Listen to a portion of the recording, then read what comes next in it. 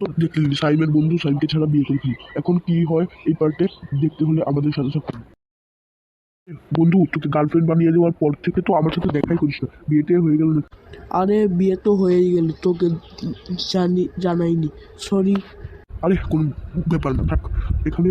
চল কোনোখানে ঘুরতে যাই, তোর বউকে নিয়ে তো তুই ঘুরবি, আমার সাথে একটু আগে ঘুরে নে। চল বিচ থেকে ঘুরে আসি। হ্যালো বউ, কি? আচ্ছা আচ্ছা।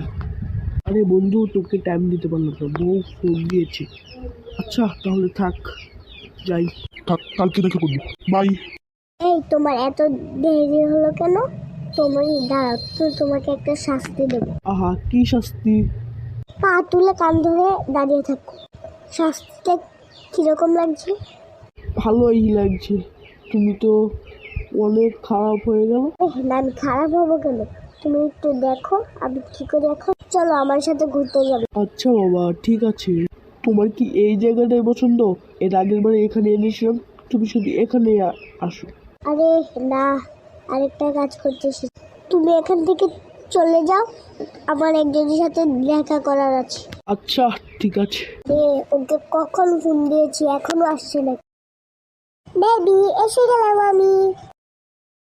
আপনারা তো দেখলেনি, ওর কি বজ্জাত গার্লফ্রেন্ডকে গার্লফ্রেন্ড বানিয়েছি।